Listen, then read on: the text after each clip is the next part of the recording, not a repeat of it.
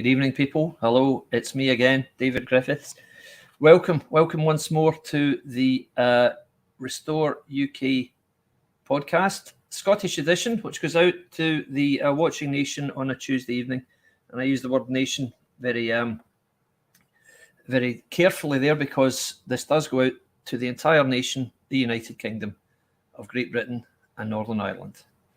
So here we are, and it's me tonight. It looks like I'm going to be flying solo tonight, everyone, because tonight our guest from last week, who wasn't able to join us, Jon Stanley, is seemingly held up tonight also. Where are you, Jon? If anyone is out there who knows where Jon is, send him my way. But in the meantime, I'm going to tell you a little bit about what's been happening in Scotland, particularly in the fight to vanquish and to oust the Scottish nationalists. So, a very busy week last week, and last week was quite a unique week for the SNP because they became embroiled in three quite unbelievable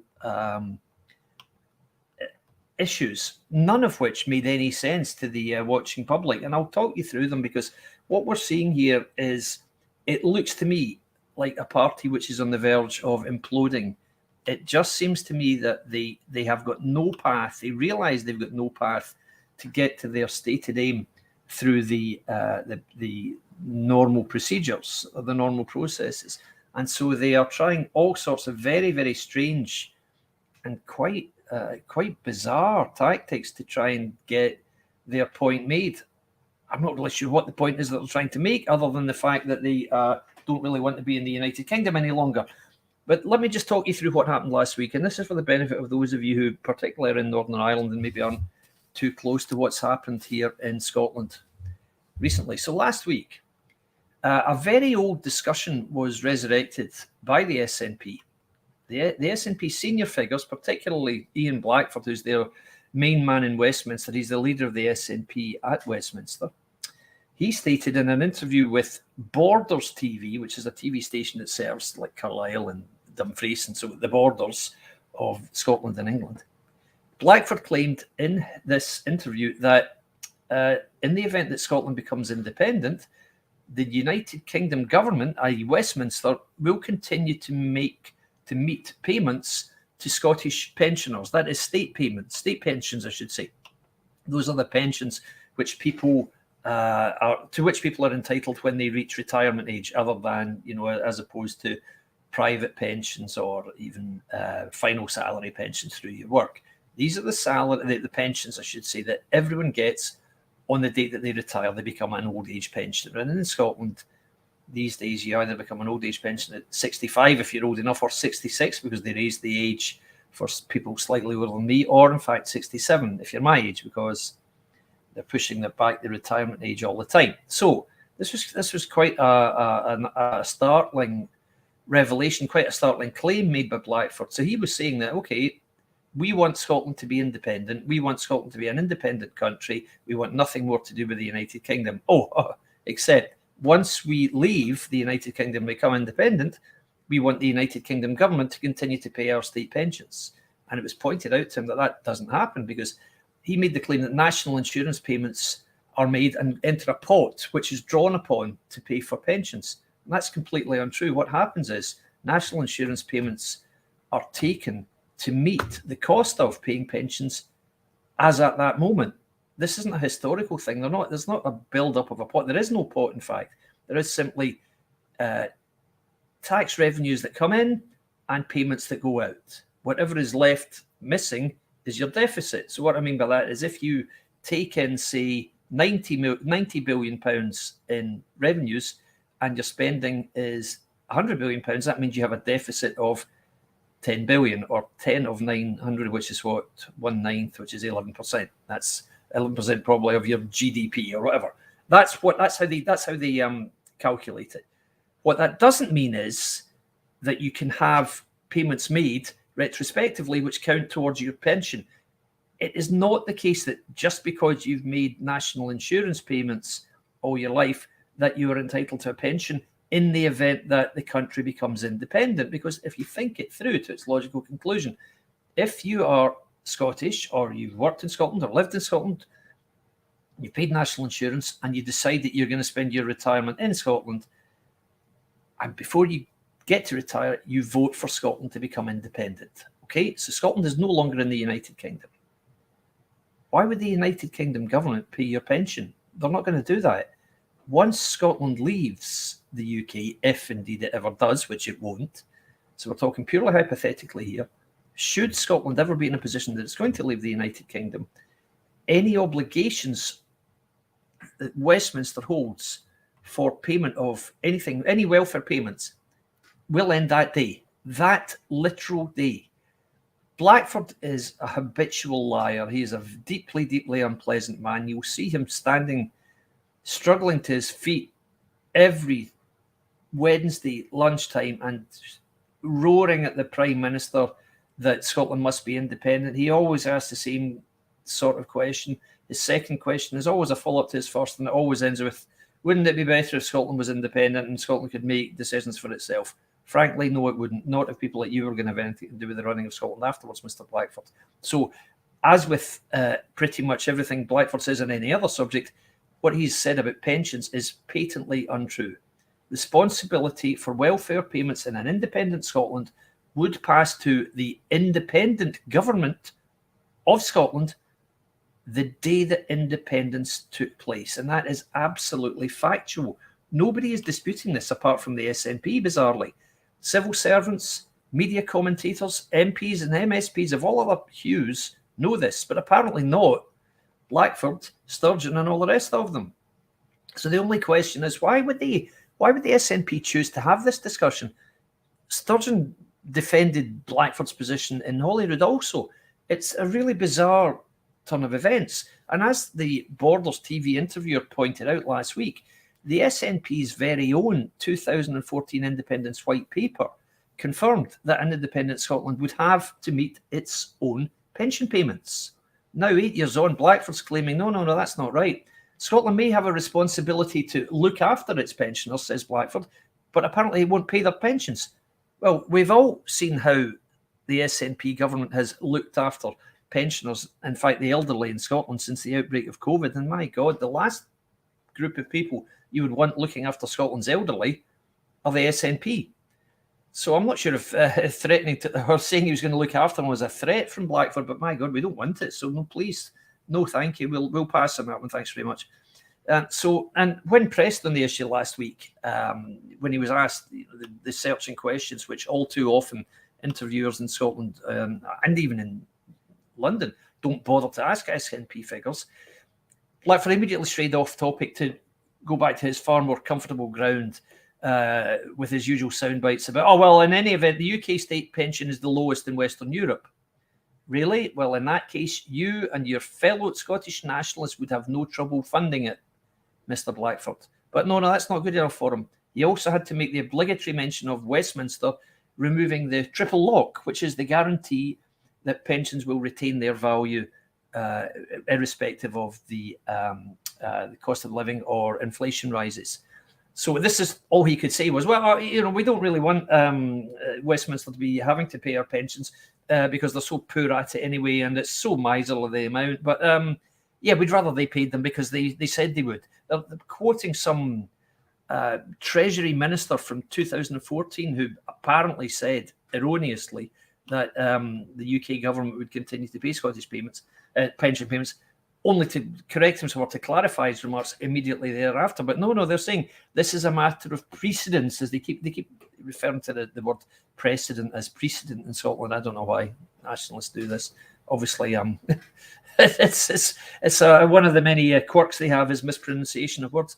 So yeah, so he had to make the obligatory point that yes, it's such a terrible payment anyway. It's so low, it's far too low. But we want you to carry on paying it because obviously we're incapable of paying it ourselves. And this is the point that nationalists continually make in Scotland. They keep saying they want to be like a normal country, as if Scotland isn't, part of a normal country right now. And they want to be able to make their own decisions and have decisions about Scotland made by Scottish people. Fine. But how does that tie in with having England and Northern Ireland and Wales paying your pensions, which is what they're asking for? So it's like as I said in another podcast last week, it's like the Woody Allen joke where two elderly residents are in a hotel in the Catskills and one says to the other, isn't the food terrible here? And his friend says, yes, terrible food and such small portions too.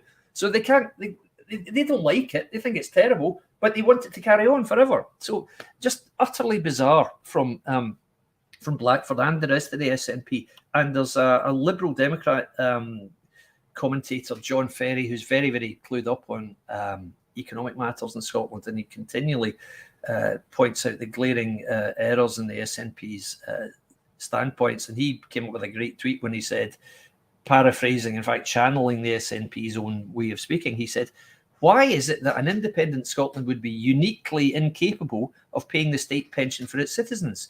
Why does Blackford believe it necessary for a foreign country, which England and the rest of the UK would be if Scotland became independent, why does he believe it's necessary for a foreign country to pay Scotland's state pensions?"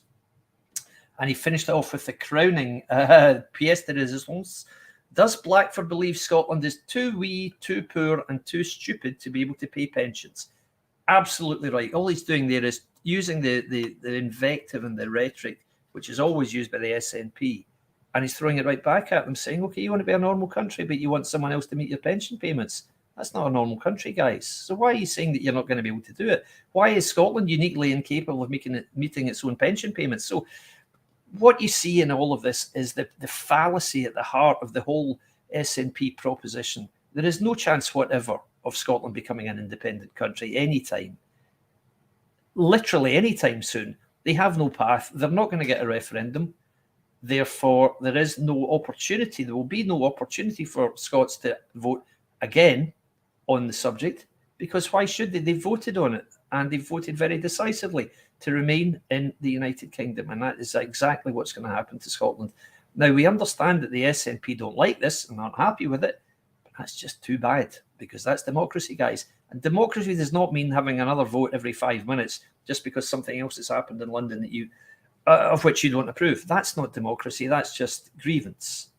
And as we all know, nobody in the world, no group of people on the planet does grievance like Scottish nationalists. So that was the first one. That was the first of the three absolute howlers which the SNP came up with last week. The second was even more, almost more unbelievable. The idea that they came up with last week was, and this was an SNP government suggestion, this was when they were talking about the continuation of COVID lockdown measures in Scotland, because you may know this, you may not. In England, forgive me, I don't know what the situation is in Northern Ireland, but in England, as of now, masks are not worn anywhere. You don't have to produce a COVID vaccine passport. No need for it at all. Yet English infection rates are not spiraling. They're remaining quite steady. And Scots per capita infection rates are just as bad, if not worse. But Scotland, all this time, is carrying on with the use of face masks. You cannot get into a pub or a football stadium without a face mask. I went to a football stadium on Sunday. There were 49,000 people there. All of the paying spectators were asked to produce a COVID vaccine passport on the way into the ground. Now, the COVID vaccine passport, if I had my mobile phone with me, I'd show you, is simply a QR code. It doesn't give dates. It doesn't give the numbers of vaccines or booster jags you've had. It simply says, yes, this is your COVID vaccine passport. There could be anything within it. Unless there's a QR code to read it, it could say absolutely anything. And they give the most cursory glance at it and say, that's fine, and you go. So it's just they're paying lip service to it. So we've got these restrictions still in place, these lockdown measures still in place. And Sturgeon was asked, okay, so can we stop having the requirement on children to wear masks in schools?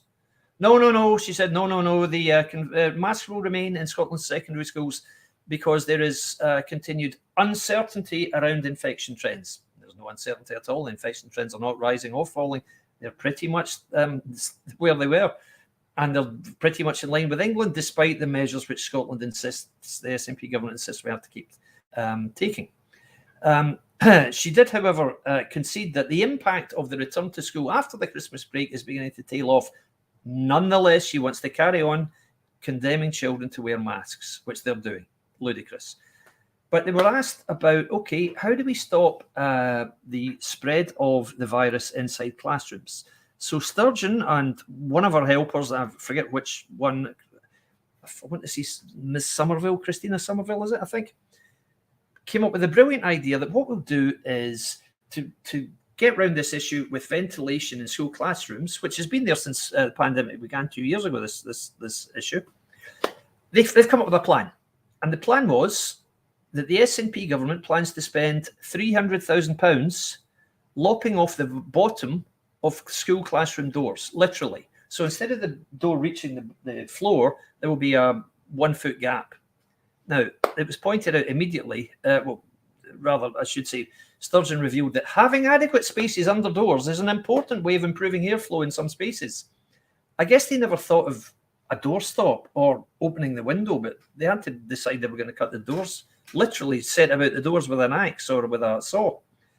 And it's just I can hardly believe I'm saying these words to you, but that's what they decided should happen. So they were roundly laughed at throughout the whole week. Sturgeon answered in Parliament on Thursday saying, I would have thought it's quite obvious that this is a measure we should be considering, and I can't believe the Tories don't say it. As usual, just gave her usual nonsense. And this it reminded me, and I made this point in another podcast, it reminded me of the advice given to residents in the flats in the area of Glasgow, which was built to replace the old Gorbals tenements.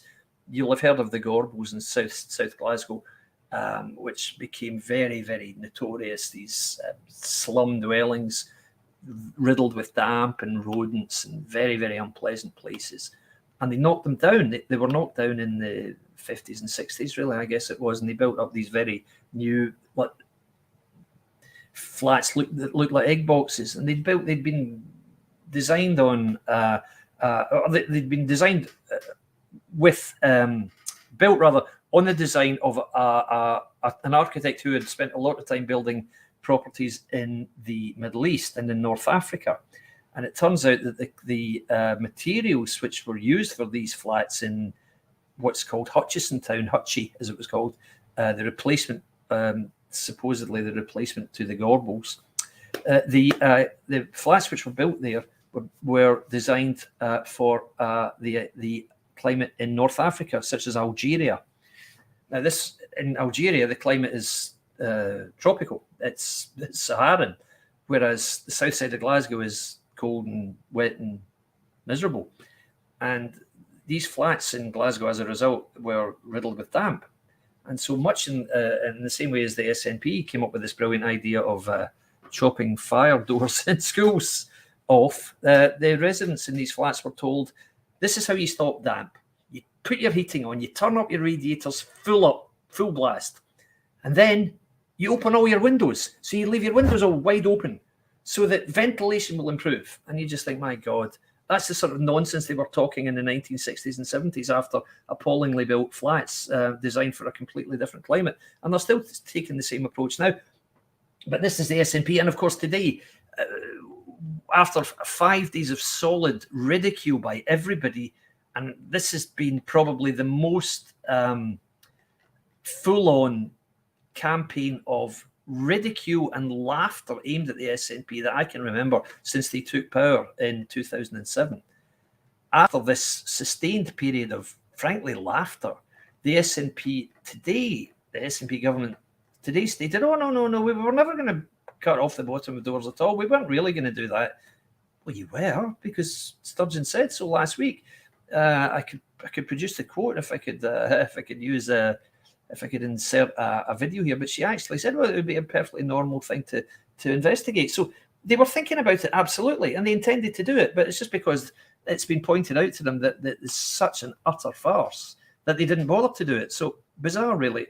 So that was the second one. So on the back of claiming that England and Wales and Northern Ireland will pay Scotland's pensions, we then had the SNP saying that in order to improve ventilation in schools, they would cut the doors off, except now they're not going to because they realise that it's the most ridiculous idea that any of us have ever heard of. So that was the second of their 3 pieces of idiocy. And the third one was rather more strange, really, and a little bit more focused. Some of you will have heard of Val McDermid. I'm guessing very few of you. Val McDermid is a crime writer in Scotland. I've never read any of her work. I don't know any of her work at all. I think there are far better crime writers in Scotland than Val McDermid, but she appears to be quite well known these days. She's especially well known for being a nationalist, a very high profile nationalist, because she's always interviewed and she's always giving her opinion about what should happen in Scotland and how Scotland should be an independent country. And you'll regularly see her in discussion with people like Sturgeon, and she's clearly seen as someone who is a powerful pro-nationalist figure. Well, it so happens that Ms. McDermott is a supporter of Raith Rovers Football Club. Raith Rovers is the championship team based in Kirkcaldy in Fife, which is Gordon Brown's hometown. McDermott, I don't know whether she comes from Fife, comes from Kirkcaldy or not, I don't know. But she styles herself as a big Raith Rovers fan. She, in fact, sponsors the team. She sponsors the shirts. So on the shirts, on the Raith Rovers shirts, as I understand it, it says Val McDermott or whatever. Maybe she has a website or something, a URL. Anyway, so that's it. She's a sponsor, a major sponsor of Raith Rovers. Last week, Raith Rovers signed a footballer called David Goodwillie. David Goodwillie was once a Dundee United player, and he had the reputation of being a very good striker, a clinical finisher. Now, he was somebody who was rumoured to be on the up and up. Either 5 or 6 years ago, he was involved in a very, very sordid event where a young woman was in his bedroom. I think she had been spotted very, very much worse for wear in terms of being intoxicated, and she somehow ended up in the same bedroom as Goodwillie, and a sex act had taken place. And I think the idea was that she claimed that Goodwillie had raped her. Really horrible story, this. Anyway, he was tried. I think he was either found not guilty or not proven. So he wasn't convicted of raping this woman. However, she took out a civil action against Goodwillie, and a judge who heard the civil action opined that, yes, Goodwillie had in fact raped her. So he was guilty of rape. I guess because she wasn't in a position to say yes or no. I mean, really horrible, really not a nice story at all. And he doesn't seem like a very nice chap as a result of this. Seems like really quite an unpleasant character. Anyway, the judgment was that he had to pay the woman, a 6-figure sum, and that he was branded. It was felt that he had raped her. He nonetheless continued his playing career, albeit at a much lower level, and he has been playing until recently for Clyde Football Club. Last week, Raith Rovers announced their intention to sign him. Miss McDermott was very annoyed at this. She felt this reflected very badly on her chosen football club. And she said so, and she threatened, I think she actually did, withdraw her sponsorship of the team shirts. Just an unpleasant story up till now. Okay, these things happen. Much the same happened with, I think it was Lee Hurst for Sheffield United when Jessica Ennis-Hill stopped her sponsorship of the ground, or I think she had a stand named after her there because they bought the same guy. I think it was Lee Hurst. I forget. It may have been a different footballer. Anyway, it was somebody who was felt to have raped a woman. So really unpleasant stuff. Anyway, Nicola Sturgeon, of all people, jumped into the fray and announced that it was dreadful that Raith Rovers had signed this footballer and they should reflect on it. Now, think about what I've just said to you. That is the First Minister of Scotland deciding that a person who has been tried and found and not convicted of a crime 5 years later or 6 years later is being told, no, you can't ply your trade. You cannot get a job because of the overhanging the record that it shows that you, Goodwillie, raped a woman. Now, this is an appalling thing, and nobody for a second is saying that Goodwillie was in any way blameless. Clearly, something happened which shouldn't have, is the way it seems, certainly as far as the young woman's concerned. But the fact is, the First Minister, that is the country's leading politician, is saying, no, that shouldn't be. You shouldn't be signing him. Raith Rovers, you should not be signing this footballer. He plays for Clyde. He's been playing for Clyde for 5 years. He was a team captain 2 years ago.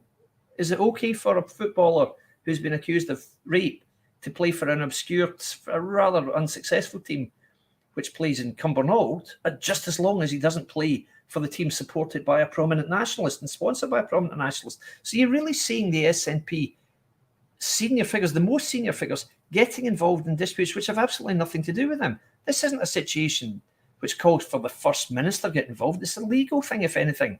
But the fact is, once the legality or the legalese is out of the way, once the trial has taken place, if he's found not guilty, really, you can take a civil action and try and get some money out of the guy, but you can't judge him as if he's guilty of a crime for which he's hasn't not convicted. You can't do that. You certainly can't do it 5 years on and deny him the right to make a living. I mean, what are you saying here? If somebody's been through the legal process in Scotland, hasn't been found guilty, yet nonetheless, 5 years later, the country's leading politician is saying, oh, no, you're not going to get to ply your trade, you're not going to get to make a living. Well, what is he going to do? I mean, it's bizarre. So three utterly baffling incidents last week, all led by Nicola Sturgeon herself, because she got involved in the pensions dispute. She claimed that the pensions in an independent Scotland will be paid by the UK. Completely false. She claimed that the bottom of school doors should be locked off to increase ventilation, which would somehow help with COVID. Complete nonsense. And it's so ridiculous an idea that 4 days later, she's pretending she never said it at all, which she clearly did. And then she's got this footballer she's claiming cannot be allowed to ply his trade or to make a living or to do what he does for a living because 5 or 6 years ago, a woman claimed he raped her, an allegation which was subsequently found to be not proven in a court of law, although a civil action did subsequently call him guilty of it. But it raises far more questions than it answers, all these three incidents. The first question is, what on earth are the SNP playing at? Why are they pretending to the people of Scotland that, don't worry about it, pension's not a problem. Yeah, the England will pay your pensions. You'll be paying all your lives. Let them pay the tab. That's not going to happen, guys. Nobody in the UK, no economist in the country, no politician in the country outside of the SNP thinks that is remotely feasible as a plan. But seemingly the SNP do. Now, whether they think that by saying this, they can somehow make it look as if the UK is negligent in failing to meet Scotland's pension bill. Whether that's it, I really don't know. But it's just the most bizarre thing to see them going through this nonsense and stating with absolute certainty that something which isn't the case is the case. No, we've made our payments and it's gone into the pot. They keep talking about the pension pot. There is no pension pot. National insurance payments for that year meet the pension payments for that year. It's not like you've paid national insurance for your own. It's not like an account that you squirrel away, which forms the basis of your payments. People who are working in Scotland right now are paying for pensioners in Scotland right now. Pensioners who are getting a pension right now received, or rather made payments when they were working to people in the past who received payments in the past. You don't make your little payments and have them sitting in a nice little pot upon which you draw 40 years later. That's not how the state pension works, and nobody thinks it is, apart from Nicola Sturgeon and Ian Blackford. But the fact is, these people are not stupid. I mean, they act stupid and they talk a load of absolute nonsense, but they're both university graduates. Nicola Sturgeon went to Glasgow Uni. Blackford, I can't remember where he went, but he was a successful financier in an investment banker, as far as I know, in London. He certainly made a lot of money. It is inconceivable that they think that what they are saying is correct. So they're clearly lying to the Scottish public. And it's quite the most bizarre thing you could imagine seeing. You've got people on Twitter who believe all this and will say, oh, no, I made my payments. Therefore, if I'm not going to get my pension, I want my payments back. Guys, that doesn't happen. I'm very sorry, it doesn't happen. So anyway, quite bizarre. So in addition to this stuff, last week we had...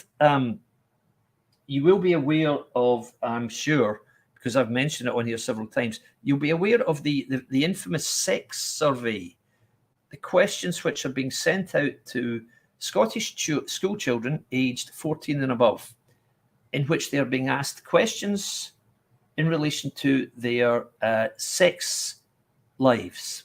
14-year-old children, let me just remind you, 14-year-old children are being asked questions such as, have you participated in vaginal, oral, or anal sex? If so, how many times have you done this in a week? And they're being asked these questions. Now, these are questions which are being asked of school children who are not yet at the age of consent.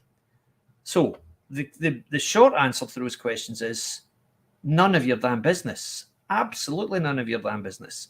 But these questions are being asked nonetheless. Now, the second equally baffling aspect of this sex survey is, you may be aware that the SNP government is planning to give young people in Scotland free bus passes. They already give elderly people, as in people who are 60 and over, free bus passes. So you can travel on a bus without payment and you get a discount on train travel. All a good idea to keep people off the roads out of cars. Yeah, makes perfect sense. They've decided to give it to young people as well, and I think it's up to 22, which includes university students. Now, you'll remember that university students in Scotland supposedly get free tuition courtesy of the SNP. Now, this is, of course, completely false. The SNP did not introduce free university tuition fees in Scotland. There were never university tuition fees in Scotland.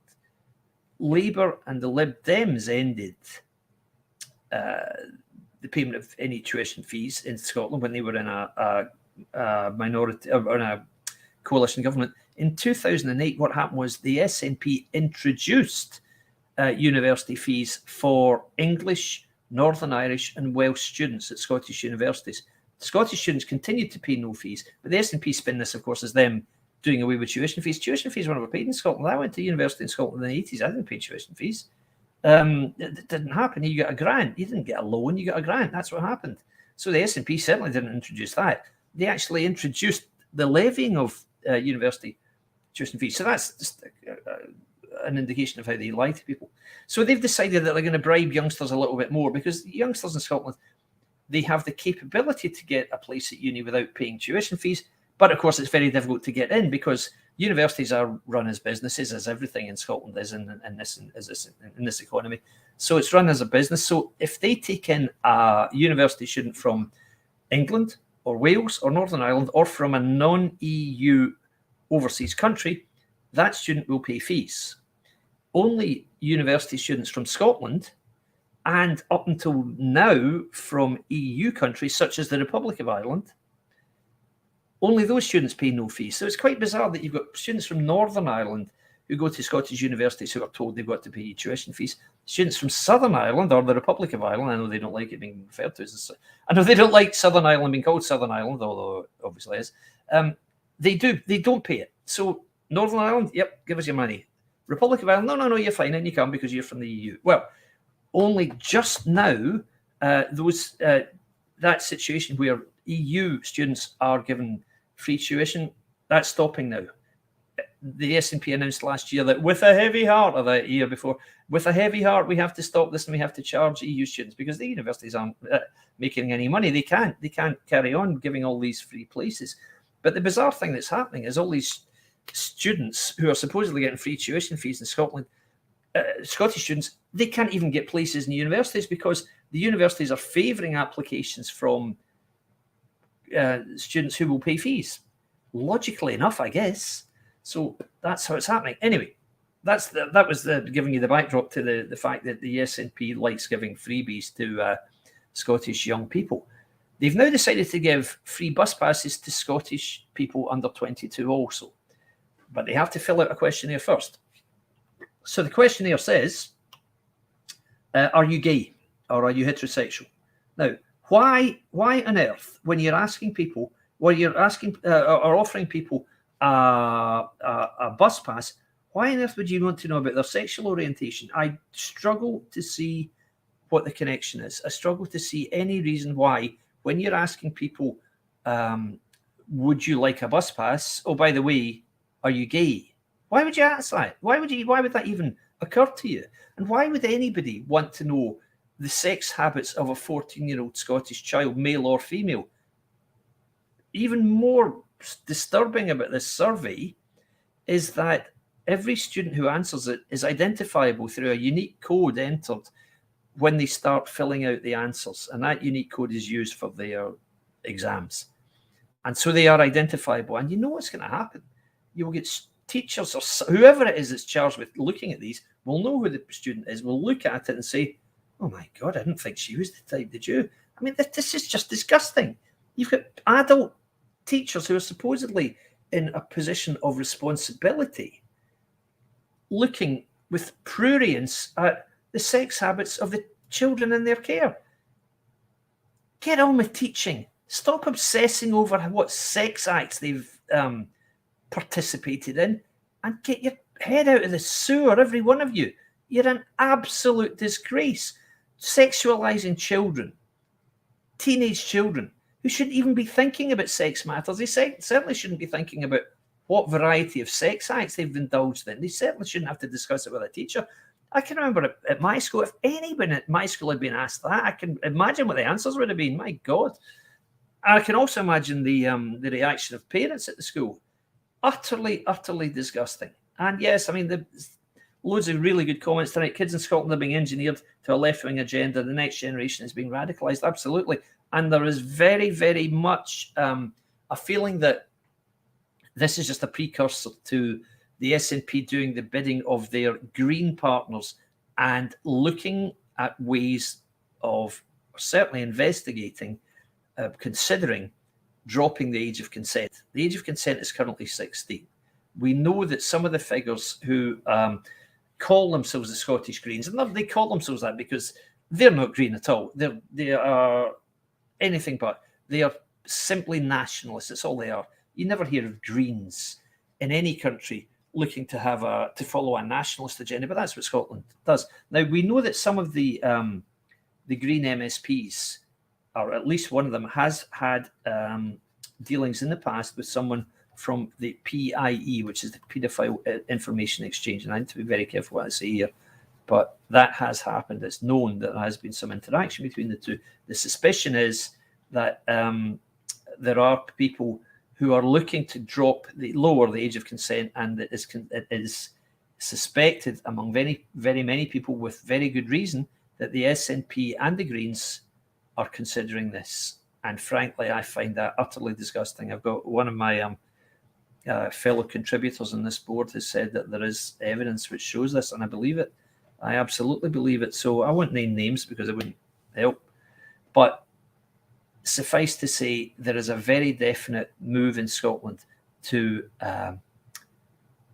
sexualise children at a ludicrously and absurdly young age, and to consider them as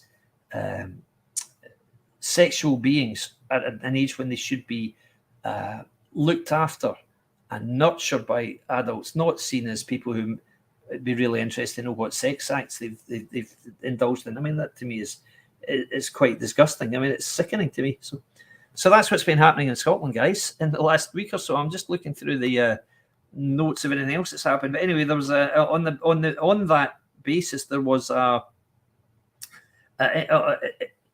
in connection with that particular issue, there was a demonstration last Monday night, I think it was, in Scotland, outside a police station where literally hundreds of concerned parents, grandparents, and citizens attended, all of whom were perplexed and deeply concerned about the decision to issue these surveys to children.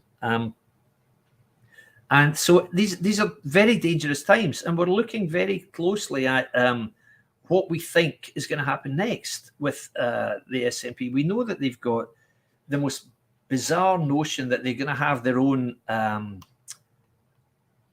independence referendum, an unofficial independence referendum, in the event that the UK government refuses to issue a Section 30 and allow them to hold a referendum next year, because frankly, there's no reason for the UK government to do that. So it looks like they're going to do this. They're going to go with what they call a wildcat referendum, which will almost certainly be boycotted by pro-UK parties. Now, we know that this happened in Spain. Catalan separatists held an unofficial referendum, and some of the ringleaders and the protagonists were actually jailed as a result of this. Now,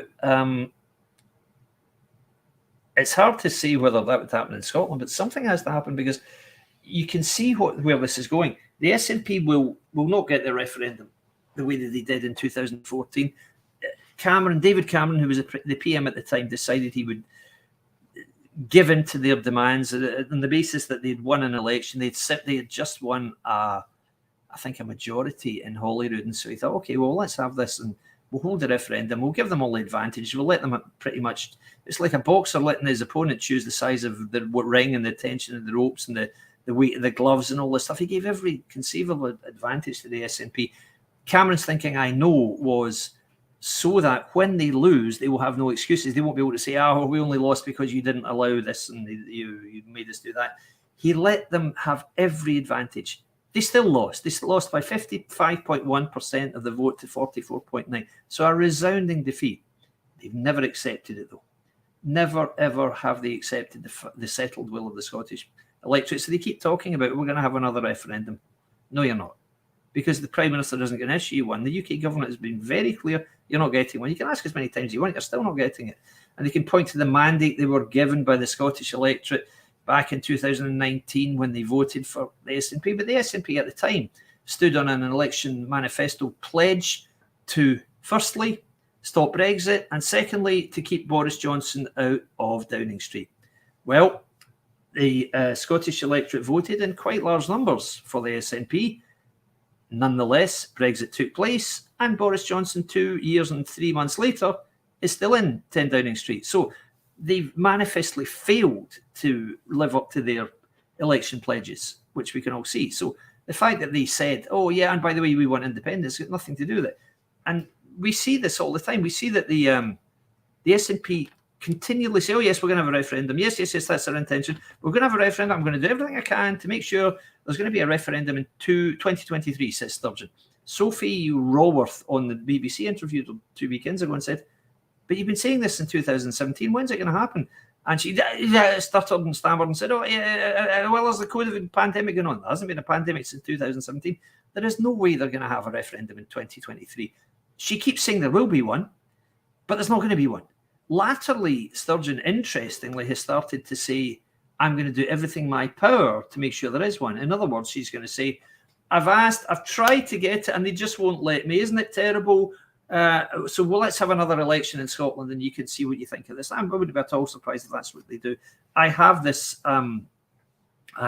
notion, this belief that what will happen in Scotland beyond this year's elections, because this year's elections are council elections, which are, they have their own peculiar local bent, if you like, and so it's easier to a great extent for smaller parties to get some representation because it doesn't take, frankly, that many votes to be elected. It's still not easy, but yes, I would imagine the SNP will make some gains this year. The Greens will make some gains this year as well, I'm guessing, and the Conservative Party, given that the leader of the Scottish Conservatives has openly called for the resignation and the removal of the Conservative Prime Minister in Westminster, I wouldn't imagine the Scottish Conservatives will do very well. Labour, well, as we know, Labour are just trying to look both ways on every issue, every binary issue. The Lib Dems still think they're fighting to remain in the EU. And the only other parties we've got are the smaller ones, like, obviously with the Greens and Alba. Greens, as we know, are just the SNP's bag carriers, and Alba just are the SNP, but with more, if you like, fervour to have an independence referendum tomorrow. So it's possible that those three parties might actually take votes from each other, but what's almost certain is that they're going to get the bulk of the votes. They'll probably get close to 50% of the total vote amongst them, the three pro-independence parties, which of course leaves us in the same situation as we were this time last year and last May, when the pro-UK, supposedly pro-UK parties won over 50% of the constituency vote and less than 15% of the constituency seats. That is what happens when you've got a single party coalescing all their votes around a single issue up against several different varieties of parties opposing them, and that's what happened. So you had the SNP, who stood unopposed by any either of their pro-independence fellow parties, such as the Greens and Alba, in the constituency seats. That's the seats where you vote for a person rather than a party. So they got all of the pro-independence vote, between 39 and 55 or 60% in some constituencies, leaving only whatever that is, between 35 and 61% for the other three parties to share amongst themselves. And naturally enough, what happened was the SNP won the vast majority of the seats. So they won 47% of the, I think it was 47.7% of the constituency votes, and they won 84% of the seats. So it's just ludicrous. All that can possibly happen in future is that the pro-UK parties will start to stand together and work together. But what will happen, the flip side of that, is you get the nationalist parties doing the very same. You will see in the next Holyrood election, I guarantee this now, that the SNP will stand its constituents, or its candidates, I should say, in the constituency seats. They probably won't contest the second votes, the list, the regional list as it's called, because in last May's election, they took about 1.2 million votes in the constituency seats and won 62 out of 73 seats. They also took 1 million votes in the secondary regional list and won 2 seats. 2 seats. So 500,000 votes per seat. Not worth it. What they'll do next time is the SNP will stand their candidates only in the constituencies. So you'll be voting for an SNP constituent in every candidate in every constituency, whereas in the regional list, they'll stand down their MSPs, they'll stand down their candidates, and the Greens will stand. And the Greens will stand to gain an awful lot of seats, because it's a lot easier to win seats in the regional list when you haven't won any seats in constituencies than it is if you have done so. That hence the reason the SNP took 1 million votes and only 2 seats. They're not going to make that mistake again, not a chance. So these are very serious times. So the pro-UK parties, the traditional unionist party in Scotland, i.e. the Conservative and Unionist parties, they keep reminding us, the Labour Party and the Lib Dems, have really got to wake up very soon and recognise what's happening. And what's happening is they're being left behind. They think, certainly their leaders think, they're still living in the 1970s, when you had red against blue with a little bit of orange, so you've got Tory against Labour fighting out. And if you want to have if you're fed up of the Punch and Judy knockabout politics, you can vote for the Liberals, as they were then, as an alternative. And that's what they still think they are. They're ignoring the fact that this, gorilla on the sofa, as they say, which is the SNP, who are guaranteed almost 50% of the vote. So they're fighting it out for second place and getting absolutely nowhere. So it's ludicrous. So what we're trying to do, and this is a very long way around I've taken to come to this, what we're looking to do is we're looking to form groups which will ensure the pro-UK parties listen to their voters. And the only way to do that is to join forces as voters first off. And that's what we're doing. I've been recently asked, and I've agreed to become the head of a political strategy group, which is working to consolidate the pro-UK vote in Scotland, to come up with an electoral strategy with firstly a set of tasks, operationally, stuff that we'll do every day. Tactically, that's stuff for maybe short term, maybe for the May elections and for any by-elections, and strategically, i.e. longer term. And that's exactly what I'll do. So we're having a meeting this Saturday, the inaugural meeting of the group, and we will be coming out with a plan of attack following that. And the idea is that we will be going to the leaders of the pro-UK parties in Scotland and saying, look, this is the number of people we represent. This is a number of organisations we represent. These are the numbers of people whom we can influence and we can persuade to vote in a certain way. And unless you're going to do what we ask you, we're going to instruct them not to vote for you, because it's the only way we can get through to these people, these parties. We all saw what happened at the last election. It was proven beyond any doubt that the best way to approach it was to have the individual constituencies contested by just one party, the party with the best chance of winning. That way the SNP were at least given a fight, rather than the SNP winning 50% of the vote with the other three parties winning 18, 14 and whatever the difference is. 18, 18 and 14 again, whatever that is, 50%. Obviously, 50 divided by 3 is always going to be smaller than 50. It's, you know, a 4-year-old child could tell you that. But no, did they listen? Absolutely not. Not one of the parties stood down a candidate in one constituency. Utterly, utterly shameful. They insisted on saying, oh no, vote twice for us, although they knew fine well that the election rules made it impossible for both votes to count in full for any party, assuming they won a constituency seat, which all three of the main parties did. So they acted appallingly. So we know that this is what has to happen. And what we have to do is go to them and say, either you're going to work with your fellow pro-UK parties and confront the SNP, fight the SNP, and have a meaningful battle with them, or else we're not going to vote for you. Because we're not going to have this situation where you're using emotional blackmail and half-truths to persuade and encourage and almost frighten people into voting for you when you know that those votes are wasted. Why on earth would we do that? The fact is that it doesn't matter to the vast bulk of pro-UK electors in Scotland. It doesn't matter to them which particular pro-UK party defeats the SNP. We just want someone to beat them. If it's a government of national unity, that's fine. But what we're not going to do is fall into the trap laid out by the pro-UK parties themselves who say, oh, no. You must have an option. You must have a cocktail of choices. You must be able to vote for whichever unionist party you like.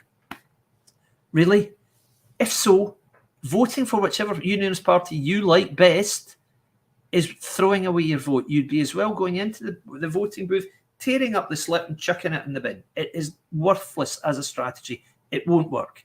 And the real frustration is that the pro-UK parties know this very well. They know very well that the numbers don't add up. Much the same as the SNP know fine well that pensions in Scotland are never going to be paid by the UK if Scotland becomes independent. It's not going to happen. Luckily for us, Scotland's never going to become independent because we're going to make sure it doesn't. But that's the same level of thinking as these MPs who are saying, oh, no. Well, the answer is to vote twice for one party, even though both votes can't count. And, no, we don't want to stand our candidates down. We want to give everybody the option to vote for their party. And you just think, oh, my God, this is awful. It's like dealing with dysfunctional children who just refuse to see the truth. And we're frankly not going to do that any longer. So what will come out of this weekend will be an electoral strategy for me, whereby we will say to people in our community, and you know what community I'm talking about here. I'm talking about Scotland's pro-UK community, not simply the loyalist community, not simply the Protestant unionist loyalist community, but all pro-UK communities in Scotland. We are going to say to all of them, this is the way to vote. This is the way to vote to give yourselves an opportunity to defeat the SNP. Without this, if you choose to do your own thing and vote the way your dad told you and vote the way you always have done, or vote for him because he's a really good local guy and you think he's got a great chance, if you do all that stuff, I guarantee you'll wake up on the Friday morning disappointed yet again, because we're beyond the stage now where you can say, oh, no, I've always been a Labour man, or I've always been a Conservative. I could never vote for the party of Thatcher. I could never vote for the party of whoever else. Guys, that's all fascinating stuff, and I'm sure you've got a very, very interesting story to tell about it, but it's not helping. Not helping in the slightest. We face a stark choice in Scotland. We either vote for parties which are going to stop the SNP, or we vote for parties which are going to support the SNP, or in fact the SNP themselves. Obviously, we're never going to vote for the SNP. Obviously, we're never going to vote for any parties which will work in conjunction with the SNP. So that only leaves the parties who oppose them.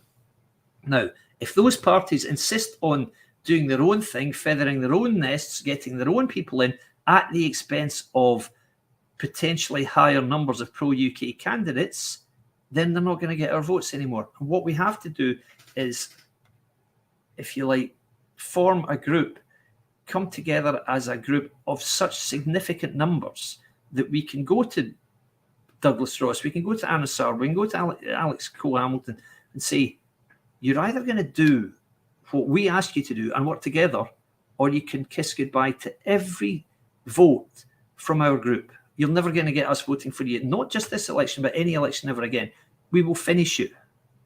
And we absolutely mean that. Because what we can't do is have these people laying down the law to us and saying, oh, no, it's not right that we work together. That's absolutely not how it happens at all. You don't know what it's like to run a campaign. You don't know what it's like to have people for whom you're responsible. You know, I hear all that, and it means absolutely nothing to me or to anybody like me. All we know is that the SNP government is looking impregnable right now. They can pass whatever legislation they like. Their bag carriers and the Greens make that perfectly permissible. We know that the Conservatives make this ludicrous claim that, oh, we stopped the SNP winning a majority. No, you didn't. A majority means you've got more seats than all the opposition parties combined. The SNP and Greens in Holyrood have got 72 seats out of 139. The Greens are nationalists. The Greens are not, 129 I should say, I'm sorry. I thought I said 139, 129. The Greens are nationalist. The SNP has a majority. A government is only a minority when the sum of the opposition parties exceeds the total of seats won by the government party. The government party is the SNP with the Greens helping them. 72 out of 129, 72 against whatever that is, 57. The Conservative government, the Conservative Party did not stop the SNP winning a majority. The SNP is in a majority with its bag carriers, with its complete false masqueraders, the Greens, who are, of course, just as every bit as nationalist as the SNP. So that's what happened. And that's what we can't allow to happen again. We cannot allow the pro-UK parties to take 50% of the votes and 15% of the seats. They're going to have to get a lot smarter. And if they can't mastermind the way to do it themselves, then we'll tell them what to do. And that's how it's going to be, guys. So watch out for this, because in the coming weeks, we're going to have some very, very interesting discussions with the political parties. And they're going to listen. They're going to listen to us, I guarantee it, because the choice is very stark for them.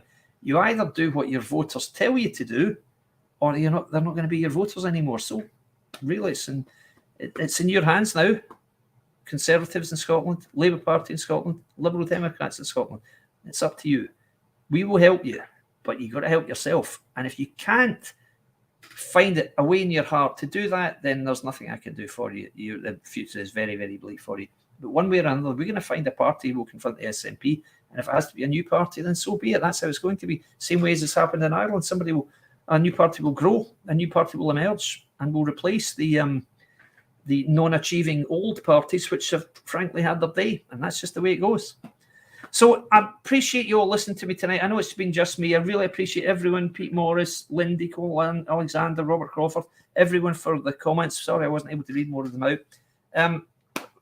Jon Stanley, we wish him well wherever he is, the blighter.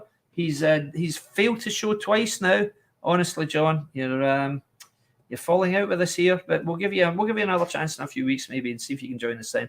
So thank you all for listening. As always, I massively appreciate this opportunity of being able to speak to you all. What I will be doing and what I will promise you is after this weekend, once we have our political strategy group put together, you will be hearing from more of my my colleagues in that group on a much more regular basis. So watch out for that. So just to say thank you all again for listening. Keep watching the podcast. Keep listening to Restore UK. And I guarantee that there will be more activities in which we will take the fight to the SNP in coming weeks. Stuff that you will really like listening to. I guarantee it. Thank you all very much indeed, and I'll see you all next week. Good night, guys. There are any number of issues in Scotland that need addressing. Health, education, drug deaths, the economy, but all of those are taking a back seat at this conference to one issue above all else, and that's an independence referendum. Scotland doesn't want a Boris Johnson government. It doesn't want to leave the European Union, and it wants to be able to determine its own future, whatever that future turns out to be. And this idea that the Tories can just say no and sort of imprison Scotland in a union against its will, I just don't think will hold. Independence is what the SNP is all about, and Nicola Sturgeon is expected to reinforce that massively at this conference. There will be no chance for people who are against the First Minister's policies to get a hearing.